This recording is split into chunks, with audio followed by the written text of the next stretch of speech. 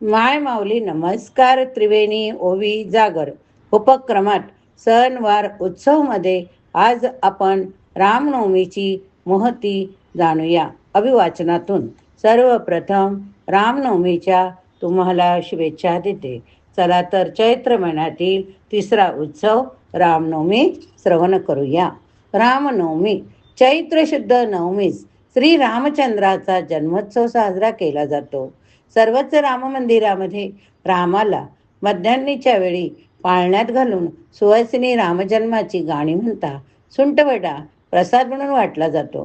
काही ठिकाणी पाडव्यापासून प्रतिपदेपासून रामनवमीपर्यंत नवरात्र बसवतात. प्रभू रामचंद्र कुलदैवत असणाऱ्याकडे राम नवरात्र बसविण्याचा कुलधर्म असतो.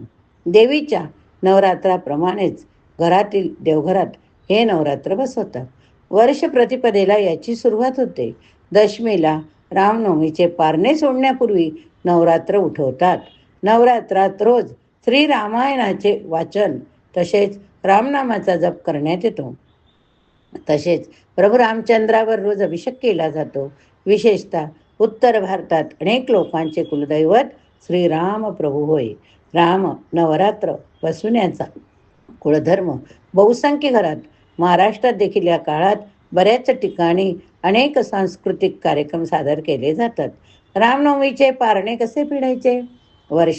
वर्णाचा व्रताचा उपवास व्रत पूजा केल्यावर दुसरे दिवशी देवास नैवेद्य दाखवून अन्न संतर्पण करून स्वतः भोजन घ्यावे. विधीच पारणे असे म्हणतात. श्रीरामाची सुवर्ण प्रतिमा, मूर्ती, छायाचित्र किंवा त्याची षोडोपचारे पूजा करावी. तिळाचे 2 लाडू करून त्याचा नैवेद्य दाखवा. 1 लाडू पुरोहितांना दान देऊन 1 लाडू प्रसाद म्हणून स्वतः खावा. दररोज रामनामाचा 108 वेळा जप करावा. तसे न जमल्यास निदान जेवणापूर्वी किंवा पेय ग्रहण करण्यापूर्वी रामनाम घ्यावे. या दिवशी उपवास करून दशमीला त्याचे पारणे करतात. रामाची पालखीतून मिरवणूक काढतात. नाशिक, अयोध्या, तिरुपती, रामेश्वर या ठिकाणी हा उत्सव मोठ्या प्रमाणावर साजरा केला जातो. गावोगावी, खेडोपाडी, छोट्या छोट्या गावातने हा उत्सव साजरा केला जातो. राजस्थानात सुवासिनी स्नान करून जमिनीवर स्वस्तिक काढतात. पाण्याचा कलश ठेवतात. गणेशाची पूजा स्थापना करून रामकहाणी ऐकतात. रामनामाचा जप केला तर पाप नाहीशी होते. भूते पळून जातात अशी श्रद्धा. या श्रद्धेतूनच रामरक्षा हे स्तोत्र म्हटले आहे. रामपूजेतील साहित्यात दवनाचा समावेश केला. दवनाने शरीरातील उष्णता कमी होते. घराभोवती दवना लावल्यास सर्प घरात येत नाही.